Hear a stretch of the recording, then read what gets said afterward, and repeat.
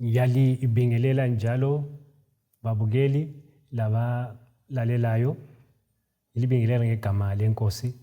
Sihlangana njalo ku-series yethu ethi yona endleleni yaseJericho. Namhla siyaphetha leyo series, intshumayelo leyi eyokugcina ku-series leyi. Sibe lesikhathi esihle kakhulu.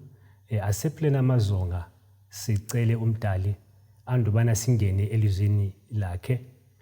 Baba wethu osezulwini, siyakubonga ngokusihlanganisa singabaphilileyo.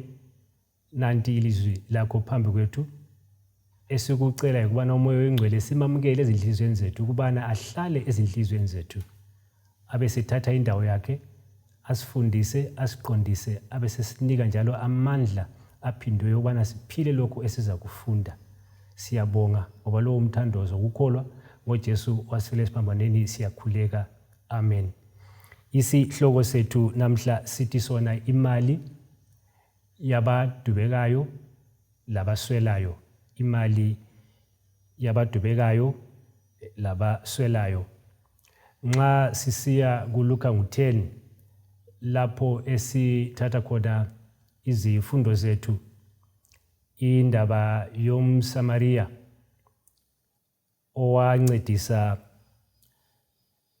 indoda leyi eyalinyazwa ngamasela, eyalinyazwa izikliwi endleleni yaseJericho. Namhla esiza kuthatha lapho sikusebenzise ukubana sakhele ilizwi lethu lanamhla, yikuthi umSamariya wayevele elayo imali yokuncedisa abadubekayo, yokuncedisa abaswelayo. Isifundo esimangalisayo lesi. Nxa sifinqa ke inkulumo zethu na umcabango oqhakathekileyo oyiwo kade sisakhela khona izifundo zethu zonke, yikuthi ukugcina umthetho kumbe umlayo kaNkulunkulu yikuba lengqondo yokuthanda uNkulunkulu ngakho konke olakho, ingqondo yakho, inhliziyo yakho, amandla akho langomoya wakho, lokuthanda umakhelwane njengoba uzithanda. Yikho lokho okuthiwa yikugcina umlayo. So ukugcina umlayo yikuba lengqondo leyo yokuthanda uNkulunkulu ngakho konke olakho okuphiwe nguNkulunkulu, lokuthanda umakhelwane njengoba uzithanda. Ingqondo leyi ibe yiyo ophila ngayo nsuku zonke lapho ohlangana khona labantu, lalapho uwedwa imicabango yakho. Yikho kuthiwa yikugcina umlayo kaNkulunkulu, ukuthanda umakhelwane wakho njengoba uzithanda, njalo lokuba le ngqondo yokuthanda uNkulunkulu ngakho konke uNkulunkulu akuphileyo, akubusise ngakho. Yingqondo leyi esiza yakhela kuyo. Siza ncediswa ke nguJohane ukubana indaba leyi siqhelise, indaba leyi sinonise. uJohane wakuqala ngu-3 ivesi ngu-16, uJohane wakuqala ngu-3 ivesi ngu-16 ithi, ngakho lokhu sizaba kwazi uthando, ukubana yena uNkulunkulu wachitha impilo yakhe echithela thina, la kanjalo lathi kumele sichithe izimpilo zethu sichithela abazalwane. Verse 17. Kodwa lowo olazo impahla zakulolu mhlaba ebona umzalwane kumbe umfowabo elendingeko abe se vala ke inhliziyo yakhe ukubana angamncedi, kambe uthando lukaNkulunkulu lungabe luhlala kuye yini? Yikho lokhu uJohane asifundisa khona ukuthi uthando siba kwazi ukuthi uthando lukhona kumbe ukuthi uthando kuyini ngokulandela umzekeliso kaNkulunkulu ukubana wasifela thina impilo yakhe kazange ayigodla, impilo yakhe wavuma ukuthi impilo yakhe ichithwe kodwa ichithelwa thina. uJohane besithi lathi kumele sifunde khonapho ukubana kumele lathi sichithe izimpilo zethu ukubana sincedise abazalwane. Lokhu ekukhulunywa ngakho yikho lokhu okufana lokuthi umakhelwane. Nxa singathatha ke inkulumo kaLuke esithola ku chapter 10 le yomSamaria, umakhelwane wakho nguye lo okuthiwa ngumzalwane kumbe ubrethren. So lokho siqhelisa indaba lana eku-Luka chapter 10. Abese sithi yena abese nika ke okubambekayo kumbe umzekeliso obambekayo ukuthi okutshengisa ukuthi nxa siphila sile ngqondo leyi eyokuphila sithanda umakhelwane njengobana sizithanda. Abese letha ke inkulumo engumbuzo esithi lo obusiswe impahla zakololo umhlaba, kungabe imali, inotho kumbe konke nje uNkulunkulu abekubusise ngakho, kuthiwa ube usunanzelela ubana kulomzalwane kumbe kulomakhelwane wakho olendingeko, wena ubusumbona kodwa ubusuyekela, kodwa impahla yakhona ulayo, imali yakhona ulayo ubana umncedise. Umbuzo uthi kambe uthando lukaNkulunkulu lungabe lukuwe yini? Nxa suphendula umbuzo lowo, uthando lukaNkulunkulu alukho. Sesinanzelela lapha ku-17 ukuthi kuhlangana uNkulunkulu kuhlangana lo makhelwane. Njengoba kuthiwa wothanda uNkulunkulu ngenhliziyo yakho yonke, la ngamandla akho wonke, la ingqondo yakho yonke, la ngomoya wakho wonke, uthande njalo umakhelwane njengoba uzithanda. So ku-17 lapha kuhlangana lokhu okubili okutshengisa ukugcina umlayo, okutshengisa uthando, ukuthi akula muntu ongathi yena uNkulunkulu uyamazi, uNkulunkulu uyamazi njalo umlayo wakhe uyawugcina, yena enanzelela umuntu olendingeko. Indingeko leyi uNkulunkulu ekuphile lokho ongakusebenzisa ukubana uncedise lo umuntu oswelayo olendingeko. Nxa unjalo kuthiwa uNkulunkulu awumazi, uthando lukaNkulunkulu aluphili kuwe. Ngezinye indlela wena awugcini umlayo kaNkulunkulu, awugcini umthetho kaNkulunkulu. Ungabe nje wena usazi imithetho eli-10 uyazi ukuyibalisa kumbe ukuthi uyayigcina, kodwa kuthiwa awuyiphili. Ngokunjalo uyabo ungawugcini umlayo kaNkulunkulu, uyabo ungawugcini umthetho kaNkulunkulu. Sesikubonile ke lokho ukubana okubambekayo okumele sikuphile nsuku zonke nxa sithanda umakhelwane. Umzekeliso yikuthi nxa uNkulunkulu ekuphile ekubusisile ngakho lokho akubusise ngakho, kube sokuba lo muntu olendingeko, umuntu oswelayo, wena ulakho uNkulunkulu akuphileyo impahla kumbe inotho yalo umhlaba, wena ubusuyigodla, umuntu lona ungasamkhangeli lokumkhangela, uthathe ukusebenzise engani umuntu lwana vele akutsho lutho kuwe. Nxa unjalo awula similo sikaJesu. Uthando lukaNkulunkulu alukho, lo nkulunkulu awumazi, awulathando, awugcini umlayo kaNkulunkulu, awuphili umlayo kaNkulunkulu, awula similo sikaJesu, awulaso isimilo sikaJesu. Nanzi ke indaba nxa sisiya ezingeni lesibili.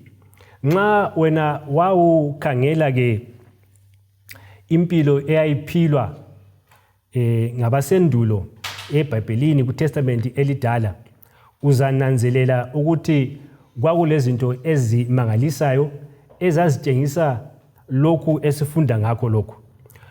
Sizaqala ngo-Abrahama. U-Abrahama sihlangana laye ebhuku likaGenesis. Ibhuku likaGenesis isahluko ngu-18, uGenesis ngu-18. Indaba lesi sizayithatha siyisusa ku-verse 1. Ithi yona, uNkulunkulu ke wasezibonakalise ezihlahleni eMamre.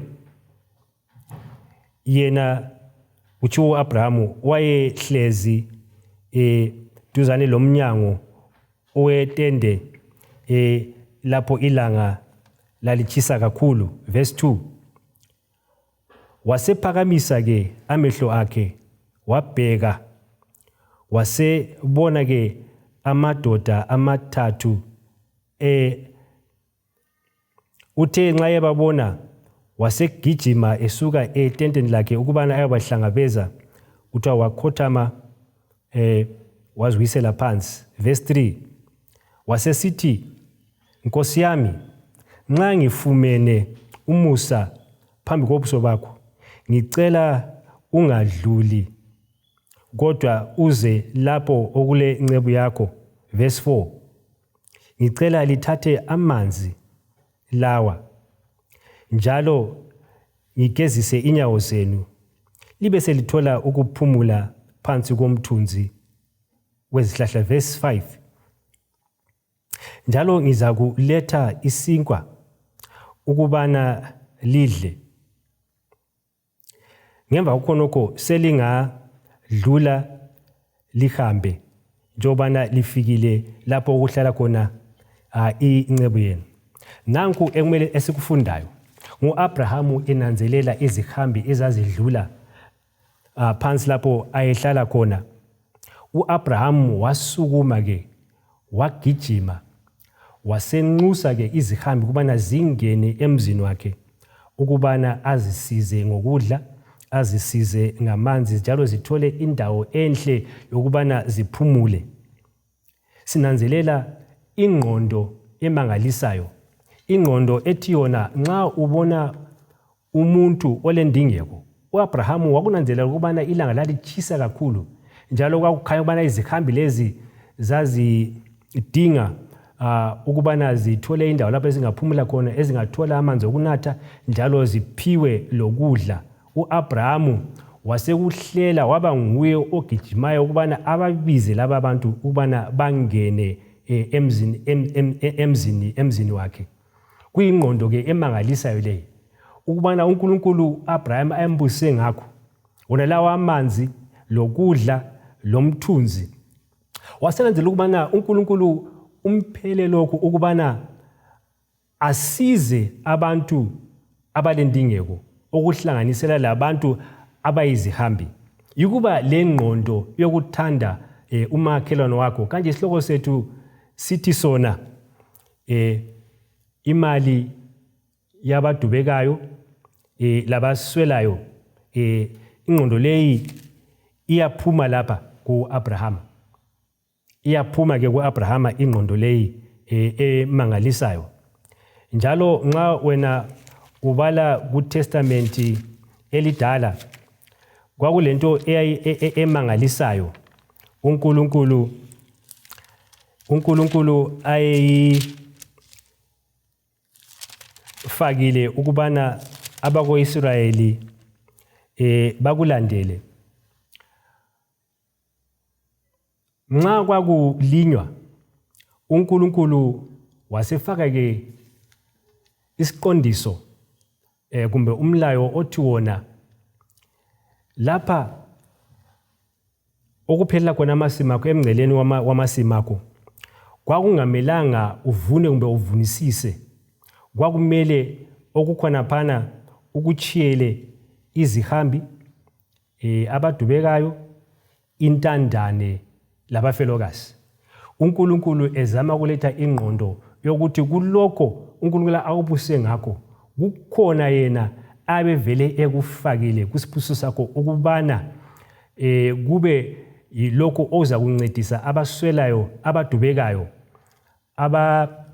kuhlanganisa ke intandane abafelokazi abaswelayo nje abantu.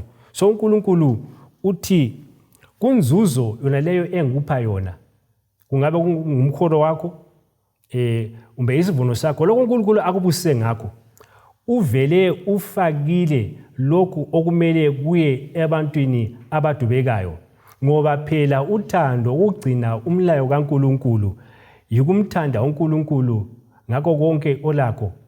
uNkulunkulu abesekufaka ke ingqondo leyo yokuthi wena awuzifaki kuqala uba ngokugcina unanzelele ke wena laba abadubekayo.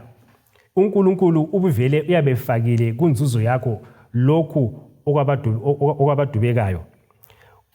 uNkulunkulu esifundisa ke ingqondo leyo ubana siphile impilo yokuthanda umakhelwane njengobana sizithande, njengendoda leyi umSamariya eyathanda umakhelwane oyisitha sayo ngokuthatha impahla ayelayo wayichitha, eyichithela ukubana asizekele umuntu owayelimele.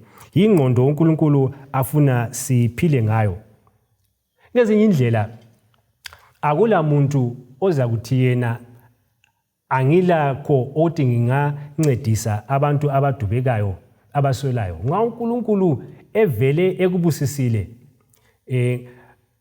konke olakho, ngaba yikudla, ngaba imali, kumele wena ungazikhangeli wena uqala indingeko zakho. Kumele ukhangele abantu abaswelayo abadubekayo, ubusuthatha uNkulunkulu akubekileyo kunzuzo leyo kuphile kusibusiso abekuphile uNkulunkulu ubusukuhambisa kulaba abadubekayo abaswelayo. Okumele sikufunde la yikuthi indaba leyi eyokuncedisa abaswelayo labadubekayo asondaba yokuthi kumele bakulande wena ukubana bazoletha isicelo. Wena nguwe omele unanzelele ukuthi nxa uhola imali oyiholayo kumbe inzuzo oyitholayo, ngaba yisivuno, nxa uvele uthola khonokuyana, nxa ungabisela okochumu kwakho ubusinika leminikelo yakho, ubusubisela leminikelo yakho iminikelo emihle, omele kulandele ke yikubana ke uthathe ingxenye yenzuzo yakho ubusuyinika labo abadubekayo abaswelayo. Akudingakala ukubana uthathe imali enengi kakhulu kumbe uthathe okunengi. Okuqakathekileyo kuba lengqondo ethi yona mina ngingakasebenzisi kulokhu uNkulunkulu ambusise khona, othi ke ngikhangele umsebenzi kaNkulunkulu ngibe sengikhangela labantu abadubekayo abaswelayo. Umunye uzakuthi mina ngiyaswela, kodwa kulomunye umuntu oswelayo ukudlula wena. So wena ungazikhangela ukuthi wena into zakho akubhalansi akukwani. Wena nxa uswela kulomunye umuntu oswelayo ukudlula wena, lalo oswelayo ukudlula wena ulomunye laye aswelayo laye ukudlula yena lo. Ngokunjalo akumelanga sibe lezaba ukuthi hayi mina okwami kulutshwane akweneli. uNkulunkulu nxa evele ekuphile inzuzo akuphe yona leyo, wena oyibona ngengqondo yakho ukubana hayi kulutshwane akweneli lami ngidinga okunye, uNkulunkulu ubekile okwabantu abadubekayo ukudlula wena. Ngezinye indlela nxa ulembhida yakho olayo naleyo, kumele ukubana uthathe eminye imbhida unike odubekayo, kunika umzekeliso ke lo. Okumele sikunanzelele yikuthi ukuncedisa abadubekayo abaswelayo yinto ehlalelwa phansi, kuyahlelwa. Asonto ephonguvuka nje ukubana usuthole umuntu odubekayo, kumele uhlale phansi uhlele, ngoba phela uNkulunkulu nxa sikhangela laphana isixwayiso sakhe asinika abantwana bakwa-Israyeli ukubana nxa vele behlela ukubana besiya emasimini behlanyela kumila, kwakusazakala ukubana emngceleni lawo yamasimu okuzaphuma khonapho kwakungabantu kwakuvele kungowabantu abadubeka kusho ukuthi kwakuvele kuplanwa kuhlelwa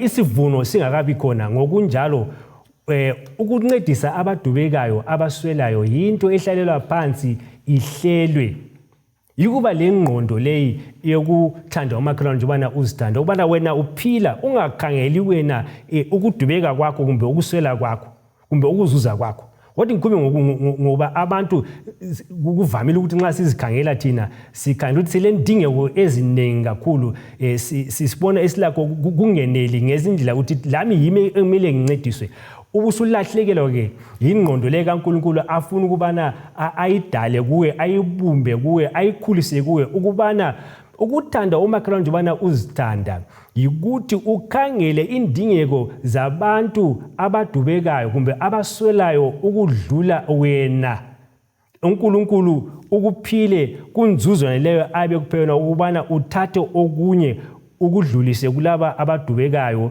abaswelayo kuyaplana lokho kuyahlelwa lokho ngokunye okumele sikunanzelele nxa sikhula ke ohambeni leli olokwezulwini kumele sikunanzelele lokhu sikuqakathekise sicela uNkulunkulu bana asinike inguquko emangalisayo ngesiqu sika moya oyingcwele ngicela ukubana ngilibalele ke le ivesi etholakala kuZaga ekhuluma ngokuthi nxa sikuyekethisa lokhu ubana sibe lengqondo yokubana sincedise abadubekayo kumbe abaswelayo kumbe sisitshela ukuthi asilayo imali inzuzo yobana sincedise abadubekayo abaswelayo ukuthi kuyini okwenzakala kithi uZaga ngu28 ivesi ngu27 ngizayibala lapha ngeNIV ithi yona he who gives to the poor will not lack but he who hides his eyes will have many cases